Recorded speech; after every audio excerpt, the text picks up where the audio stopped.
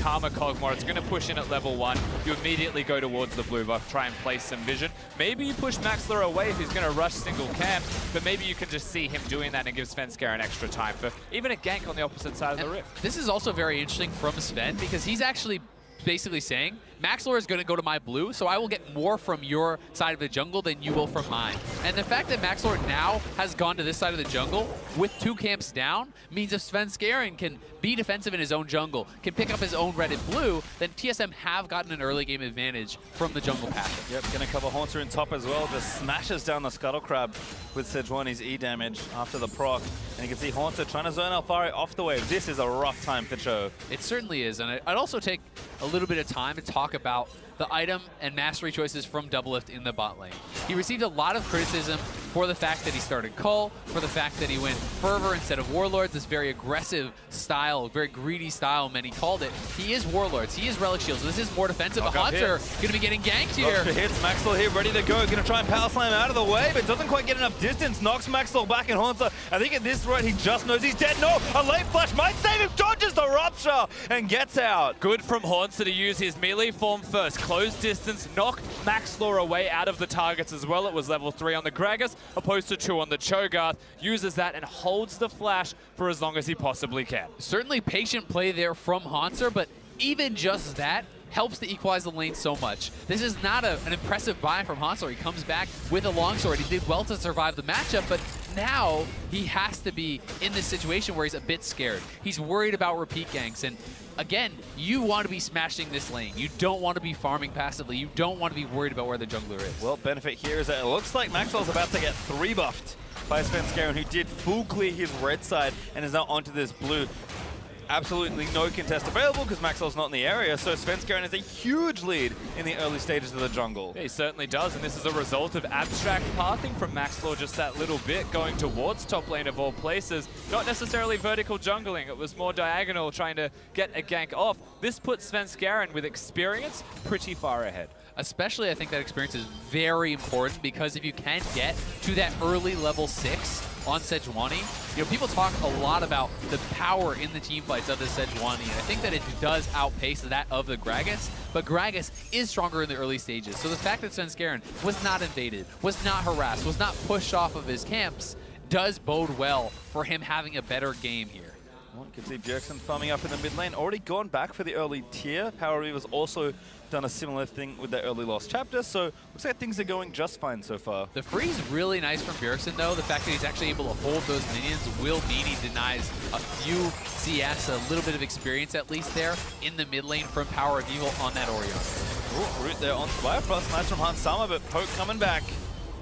Doublelift actually taking it back, so TSM just happy to push the lane in, get their CS lead for now, although it has been evened up by Hans Sama with that big wave. And then looks like Doublelift returning with a dagger and a pickaxe as Sven is camping the top lane. Yeah, you can see he's actually trying to protect Haunter to allow him to push it in. Haunter's out of mana, so Svenskeren essentially needs to be here to prevent any sort of gank. He wants to be there in case the Gragas does show up. This is not really an aggressive move that they're trying to make. All right, you two. Ignite going in. Bifrost going to last hit a couple minions. Once Doublelift still returns. Misfits though will take it back. Yeah, maybe TSM can see it though with the ward there. And Sven going to retake control of the left side Scuttle Crab. And a fairly steady early game, barring the one gank that happens in the top lane. Svenskeren doesn't do anything crazy. He just helps Haunter get a recall whenever he's able to get a recall. That's surprisingly good from Alphari, but now Svenskeren's going to come back. And they won't expect the Sejuani to be here. He's expecting Haunter to go back to base. Again, though, I don't really know if you can actually kill Alphari. He has his flash, is still low mana Jace. They are going to try to do something, and Bjergsen is coming up here as well. Alphari hit 6, so this could be bad news. Realm Warp up for Power of Evil, but Sven doing a lot of damage to Alphari. It's actually Bjergsen, excuse me. He's on the rise, but not enough. They do get a flash, though. Still a nice roam there from Bjergsen. The wave was pushed up, so he's not really losing anything. They reset the wave. They get a summoner. And I would say mission accomplished there for TSM. Absolutely, and of course, Alphari hadn't shopped yet. So just being on a Doran's shield means he is susceptible to dying to any kind of gank. Bjergsen finds some free time to get up there as well. Doesn't help with his mid lane control, but he's going to be fine with timing to be able to go up there essentially for free. Trade back by Doublelift actually. Someone getting aggressive though on the Xayah, makes sense.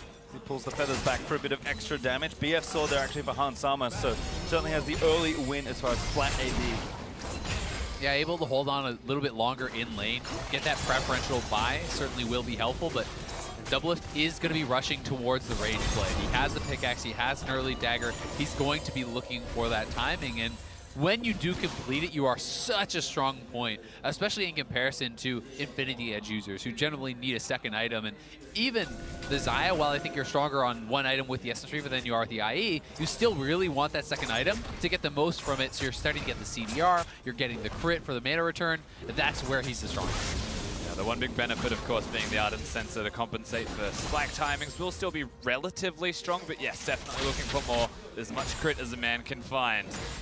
Doublelift on the other side will spike sooner, as you mentioned, but a lot of that I don't feel like relates to anything directly. TSM, their early games haven't been all that hot. No, it's been very, very poor. You know, they are probably the worst early game team in the entire tournament so far. Their late game has been great, but you need to be able to get yourself there without being too far behind. And I would say that so far, you know, it is an early game gold lead, but when you're looking at the top side for Alfari versus Haunter, he already has his Bramble Vest. He's rushing towards Tabbies. He's gotten past a lot of the super early game struggles that you're normally supposed to have because of the gank from Maxlore. And then you're asking yourself, well, did Svenskeren get enough with the experience advantage, with the triple buff, to really outweigh that? And for now, I'd say no. Well, you can see at least Misfits do get the Ocean Drake as well, so kind of alleviating some of the gold lead that TSM have accrued, but a very close game. 8.5 minutes through, and no first blood has been given up by TSM just yet. They could get their first one of the tournament. And they haven't got a first blood yet at Worlds. That's very tragic for TSM, but you're right. I mean, the slower start from Misfits, perhaps it is being nervous that this puts you into the quarterfinals. More patient play, more reserve play, but at the same time, Cho'Gath into Jace, you're expecting that to be slow from them. Orianna does not power spike in the early game. The Blitzcrank isn't there from them either. It's an Ardent Sensor user. You're expecting Misfits to start ramping up more around the 15-minute mark and try and stamp TSM down there. Yeah, I really agree, and I think that Misfits are very happy with this early game because, well, yes, there is Doublelift on the Kog'Maw, great scaling on that. Ryze has strong scaling as well, so does Sejuani. The scaling is very strong here, too, for Misfits, and I would say the biggest advantage is that of the double tank composition, is that of this Cho'Gath versus the Jace. Ooh, Sven actually going in onto Maxlore here. Alfari going to make it first, of course, but the stun is going to land. Good flash from Maxlore, and now Sven happy to take the summoner and leave. Now, he doesn't know where Bjergsen is, I think, which is why there was a respect flash paid by Maxlore. Benefit of the doubt that Bjergsen was there. He wasn't. He was close, though. And you always have to know that once you get hit by the passive there from Sejuani, the ultimate can follow that up. If Ryze comes in, then that's another route. That's such a big amount of CC, and NA Jace. NA Jace has not been great. 1-5. Flame picked up a win this tournament on Immortals. Yes, the one was a Korean. NA Jace. Well, we'll see if Haunter can truly buck the trend. Yeah. Here on the Jace pick. Important game here, right? And certainly not a successful pick for North America historically. Last year, Worlds famously, they really were failing with it in the top lane, although it was a very meta pick. North America never really was able to execute on the pick. They're sometimes able to get the lane advantages, but even with those, never really able to convert, never really able to find the snowball and close out a game. Well, Ignar poking his head around to take the blast cone away. Continue that pressure in the bot lane. And we are at a point where Power of Evil has got a single item spike as well. He's gone for the Morellos. Shout out to the Not Nash's Tooth build. So he's gone for the 20% CDR in a single item. Again, spiking a little bit sooner, lacking in health, but increasing in damage, basically, from what the build's going to provide from all of the spells. I like that. It gives an opportunity for the team to work around the middle lane pressure. The fact that he can successfully clear minion waves because he's also level 9 and start trying to make a play. This is where it starts to kind of get hard for the Jace with all this early armor. Haunter is sitting there shooting the Cho'Gath, and he's taking a significant amount of damage himself, even though Alfari is not really hitting his abilities. You really start to whittle yourself down, and the amount of sustain on a Cho'Gath can get to the point where you struggle to push him out of the lane whatsoever.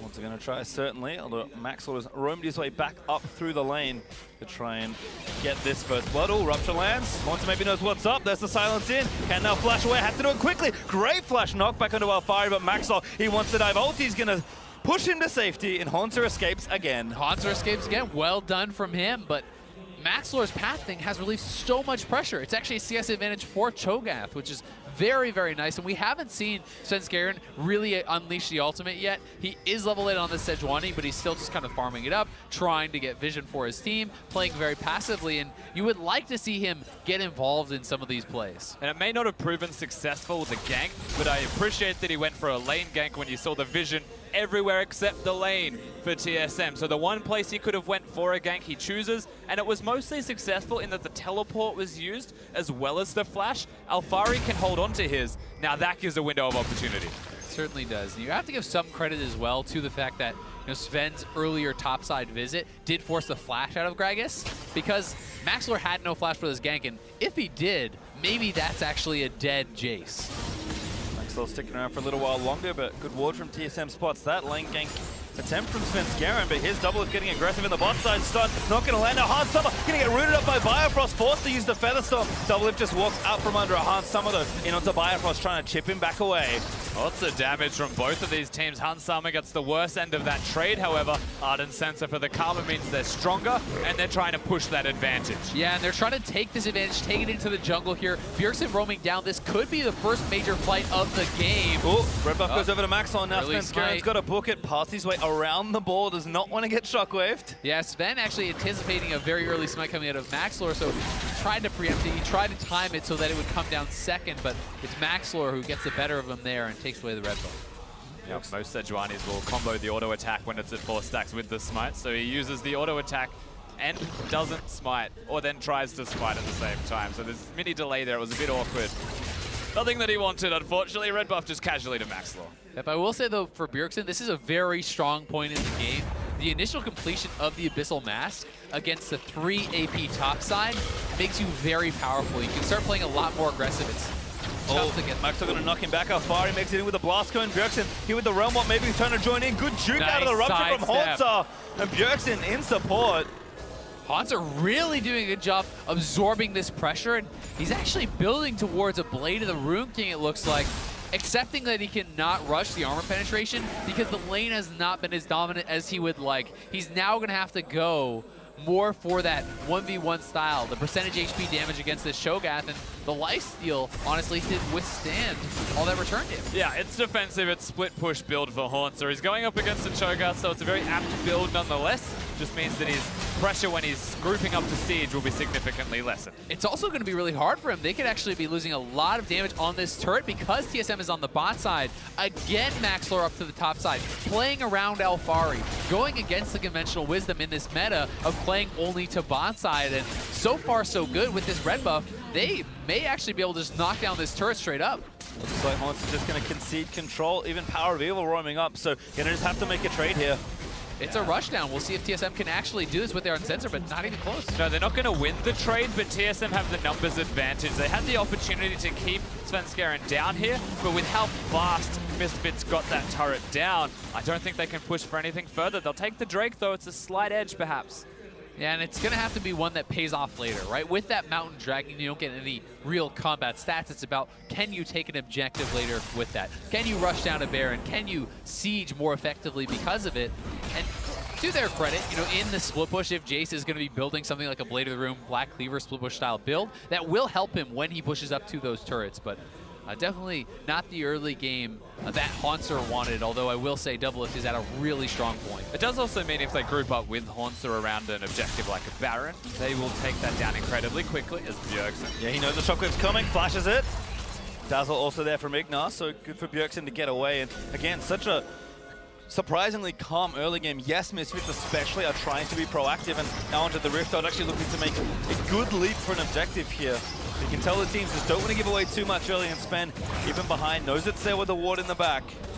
Do TSM really want to make their stand here, though? Bjergsen is flashless, and Jace is on the other side of the map. They have moved up their Kog'Maw, and with that Rage Blade completed and the Ardent Sensor, Doublelift is very, very strong, but certainly still susceptible to the engages of the Gragas, the Taric, and the Shogath. I guess the decision does go both ways. Hansama, the rest of Misfits, they choose not to commit to the Rift Herald. And you mentioned how strong Kog'Maw is. Well, it might be an Essence Reaver for Hansama, just needs the Zeal perhaps to start optimizing more as Haunter. Oh, good knockback again. Haunter already used the flash, so has to try and maybe clear it away, but Face is going to give Alfari first blood. Level 12 Cho'Gath does an awful lot of damage. Power of Evil being able to roam, but Hansama, no, they're good. Just means the free first blood. Yeah, they get the first blood. TSM looking to try to push up on the top side, but all this attention Haunter's way has really limited his effectiveness. And now they stop the base from Bjergsen, and they're actually looking to try to catch him out. Give him the Zerg stun land. Whoops, out of the way. Good from Bjergsen there to just barely dodge the dazzle. But again, turret bot side goes down. I guess Maxwell thought he was Season 1 Gragas in that case, was trying to one-hit Bjergsen. Doesn't work as planned. Means if Bjergsen doesn't have his ult, however, as they go back to the Herald. Continued pressure, perhaps. This might be an overstay. Power of Evil could be caught out here. Is going to get stunned up by Sven, but no one's going to chase down now. Forcing the flash out of the Sejuani. Alfari does teleport in, and TSM, they're happy with that. Yeah, they do lose the Rift Herald, though. They get the teleport, and they're trying to pressure mid.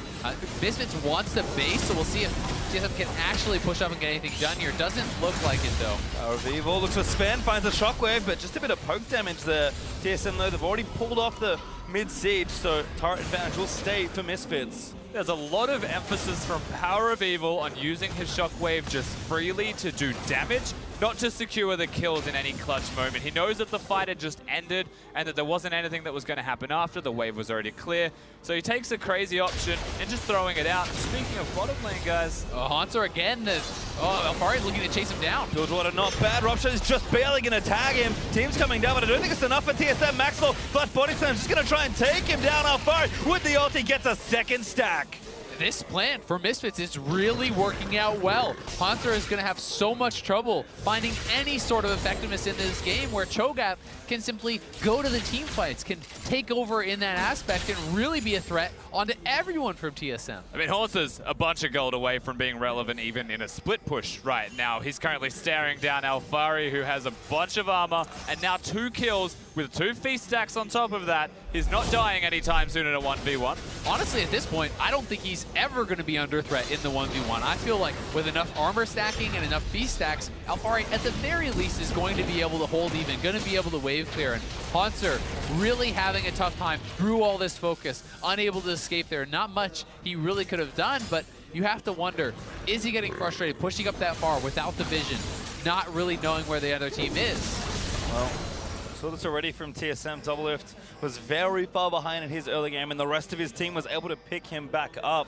The Misfits are also a team that does well with a lead, and they've managed to build one in probably the most unlikely place. Yeah, definitely a place that you don't want that lead to be if you're TSM on the flip side as well, though. Jace being potentially irrelevant in that side lane means he may have to start grouping, and then you're grouping against that Cho'Gath. It's the teleport game right now, though, if we're contrasting top laners, where Haunter has the slight edge, and it means there's a window of opportunity for TSM. Not a big opportunity by any means, but a chance to make a play. And honestly, at this point, you're almost just hoping that Haunter can keep Alfari in a side lane. And if you can have a 4v4 team fight, I think that would be a better chance for TSM right now, because if you get into a full-on 5v5 with the Taric ultimate used offensively, with Shockwave to follow up any sort of initiations onto Doublelift, I really feel that they will struggle to actually punch through the front line of the Gragas and of this Cho'Gath. And the struggle is only increasing as well. TSM just lost another turret. Power of Evil's almost effectively solo pressure through the course of the laning phase does net them the outer turret there. And the vision that Misfits have right now is around 2 different major objectives. They have vision at Baron, they have vision at the Drake. That's kind of absurd. There is nothing TSM can do on Summoner's Rift without phoning into Misfits saying, hey, by the way, we're going to the Baron pit. We also have to remember, Misfits still have a Rift Herald available for the next minute or so they can look to actually pressure and try to crack one of these inner turrets. And I think, again, going back to the scene of the crime here, trying to focus Haunter, trying to set up a dive on him when they're so tanky, and then utilize that Rift Herald to knock down the bot tier 2. Well, it's been summoned. So Rift Herald is going to get some damage done here. Alfari actually pushing Haunter off. I mean, at this point, Haunter, you can see Maxwell hitting that controller. He knows that the jungler is here. His team, again, very late to move over. Bifrost is available, but don't really think they can chase it down. TSM now finally trying to respond, but Misfits' vision that you pointed out earlier, Rusty, is making that almost impossible. This is why you don't give Heralds to Hansama. You give them to Maxwell. He'll make the plays. He'll actually summon the Herald. They do get a tower with it, which is very important. It's one of the few inners that will be able to safely go down without any kind of fight, any kind of contesting, and at the same time, easy transition for another stack for Alfari. Yeah, and he is going to be stacking up very, very quickly. Going to be such a threat. Already 7 stacks at 21 minutes here on the Cho'Gath, and a number of those are the non-minion stacks, which is so important because he can pick up at least 3 or so more just from minions, which is going to have a Cho'Gath sitting at 10 stacks, and that's such a massive threat in any team fight. So it's going to be a game where TSM has to have a fantastic performance out of Doublelift, I feel like. It really seems that Kog'Maw is the only character who's going to be able to put out enough damage to actually punch through these carries. But is Doublelift set up to be the hero that TSM and North America need? He's got just the Karma protecting him. It's not a full shield, the Doublelift composition, and he's against the Cho'Gath that is that big. Shockwave, very relevant.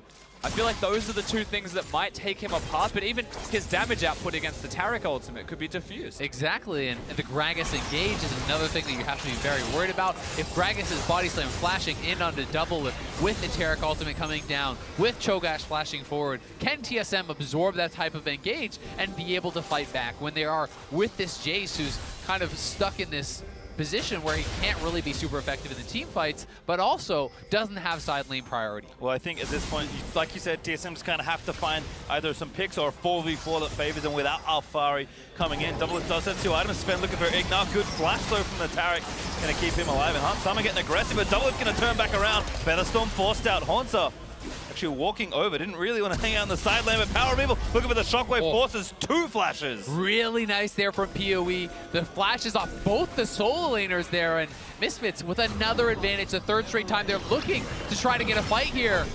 Sven gonna get stunned up. Max Law ready to buff him back into the team perhaps. Yep, does use it. Forces Doublelift away as well. That's Insta Sven getting out for the Taric ultimate. He's gonna move them forward. Sven's gonna almost get killed, but he somehow escapes Alfari's fist. Fire Frost though, maybe not so lucky. Gonna take the damage and have to be the sacrifice. They'll take the 1 kill, but major health advantages for all of Misfits. There's no feast, but there is a smite if they want to look towards the Baron pit. They have the vision control already established. TSM with no support. Yeah, without even the protection of the Karma for this Kog'Maw. Doublelift is going to have to play this so incredibly well. Misfits have started up this Baron. I don't feel like TSM can afford to give it up. He did so much damage to Doublelift there. If he had Shock, he was probably dead. Ignar though, out of the front lines without a fun for TSM. Getting engaged on Svenskeren. Forced to back away, but Haunter gets knocked up there. And Bjergsen just can't get out anywhere. Doublelift, little too far forward. Power of Evil takes him down. And now Haunter going to get ruptured on the other end of it. Following to the silence of Sven, trying to escape. But Power of Evil carrying his team to the double. And Hansama cleans up the 3rd. That could be the end for TSM here in this game. They're getting outscaled. They're getting run over here by Misfits. Misfits right back to the Baron. It will be a free one for them. And Doublelift unable to use the flash to dodge either Shockwave or the root coming out of Hansama. And Misfits have full control over this game. 0 kills in this game for TSM. Hope is absolutely fleeting for the roster as Misfits are starting to run away with it. The Baron's big. They even get a feast stack for good measure on the Cho'Gath as if they needed anything extra. Power of Evil is putting in some serious work in these fights. Doublelift gets rooted in place by Hansama, I believe, which is a big part of this, why they're able to do relevant damage. Bjergsen is just so far away from his team. He's conceded the fight. They know it's over. Maybe they shouldn't have contested the Baron like that at all. Yeah, I mean, pushed out of the fight there by the frontliners. So much damage coming in from the backline as well here of Power of Evil and Hansama. Misfits' 2nd seed in Europe, looking to take down TSM, looking to go to the quarterfinals on this game. But 2 games in a row, they've had massive leads, and they have thrown them. We'll see if they can actually hold on to this, or if TSM can scrape back in. And last time Misfits had a lead and threw that one away, it was against a Kog'Maw, a very good late-game scaling champion. Yes, the hope for NA is fleeting. The hope for TSM is starting to whittle away, but there is hope for any Kog'Maw composition. And Power of Evil is ready to end this game by the looks of things. He went death cap for even finishing his Leandry's maximum impact at this stage of the game. And that inhibitor turret just melts. Sven gonna dive back in, try and look for something, but Tarakol's gonna turn that off. And there's Alfari looking for the stack, but Hansama grabs the kill. I mean, this is looking so grim for TSM here. You have a split pusher who cannot win the 1v1. You're up against the Baron buff. Haunter cannot be in a side lane, and TSM very clearly cannot stand up in the 5v5 right now. The gold lead is getting enormous. The mid lane inhibitor has been cracked, and Misfits, it feels, are very close to winning this game. Svenskeren just throws his body willingly at the enemy team and will be made pay for it. And suddenly he's going to be the reason 2 inhibitors go down so quickly as well, just by dying. It just doesn't feel like they have the wave clear though, right? You're in a situation where you need to force some sort of fight. You need to do something on this Sejuani because Rise and Kog'Maw and Jace at this point are not putting forth the wave clear, are not putting forth the threat onto the front line. And here is the engage. Very clearly they're looking for it as a 5-man team, but really not much of a chance of this working. The Taric ultimate very easily comes down, and Misfits pick up an easy kill, multiple turrets, 2 inhibitors. I mean, it's fine to say, okay, we're looking for it as well. I can understand the decision, and I'm okay with that. It's the choice to dash forwards, throw the ultimate, knowing that the only person you can hit is Maxlaw. Hitting Maxlaw, realizing it was a mistake, and starting to run away as if he didn't know before that it was a mistake. Well, Misfits with that blitz with the Baron buff, able to take down 2 inhibs and push TSM all the way back, running out of room to play with on the Rift, and certainly running out of breath. 10,000 gold pretty much also up for Misfits, so they are 1 push away, likely this one, of sealing themselves a spot in the quarterfinals. And they've played such a strong game here. Great game plan, attacking the Jace in the top lane. No advantage was able to be gained up there for TSM whatsoever. Maxlor rendered this Jace pick completely useless, and TSM have 1 last chance. They need a miracle fight here. They're going for it very soon. There's the stun actually landing onto Maxlaw. Damage not enough though. Caracol burnt. Inhib turret does go down. Power of Evil threatening with the shockwave. Haunter, he's going to get himself stunned, but no follow-up CC there from Misfits. And that's good for Misfits. They slow play the game. Inhibitors dead mid and top mean minions start to crash, and now they look for it. They have to fight for this inhibitor though. TSM cannot afford to give up a triple inhib with this disadvantage, and they're looking for it. Oh, Sven is that very could be low. a beast. Sven forced to flush out of the way. Doublelift doing what he can. Warmok will kick in eventually. Sven getting to reach it back. Vinegar with a huge stun. Everybody flushes out of the shockwave though. And TSM, they have to go now. I think this is the only chance to try and hold this game. Their engage is just so weak though. I don't know how they go forwards. Misfits just play the game slow. Nexus being threatened by super minions right now. It should just be 3 inhibitors clean. Can't grab it, and there's the initiation again from the rest of Misfits, now surging in towards the Nexus turret. There's already 1 dead. This looks like a game. Misfits are going to expose the Nexus TSM. Perhaps 1 last hurrah. They have to do something now. It's the only chance. You will be just completely run down by the 6 super minions spawning at a time, but Misfits playing it too well, playing so patiently. Alphari with the double Ocean Dragon is regenerating back up, and I think it's all over but the crying for TSM. Yeah. TSM holding on, all but defeated, and it feels like mental as well as here they go. Here we go, Max. So he's going to get something, but Bjergsen is getting taken down by Hans Summer. Root is good on to do, but Dolan actually still dealing decent damage. Flashbang, Power of Evil grabs on us. Hans Summer seals the kill onto Double if TSM down 2, looking to defend, but I don't think they can. No, 40 seconds on Kog'Maw. Svenskeren has to face. The minions are crashing. They want to end it now. I love it from Ignar. Popping the ulti, ready to go and going to try and win themselves a fight. Haunter looks to assassinate Hans Summer, but he does just get it. Svenskeren able to get it. Oh, TSM actually may have fought their way barely out of this. I mean, there's too many minions. They're crashing in. The Nexus is dying to all these super minions, and Misfits are going to do it. They're going to rush the Nexus. These world's rookies, these upstarts with the Nexus open. These Misfits push themselves straight into the quarterfinals. And there it is. And EU beats NA on the day. Not just once, though. TSM may have beaten them in the first game this time. The revenge is there for all of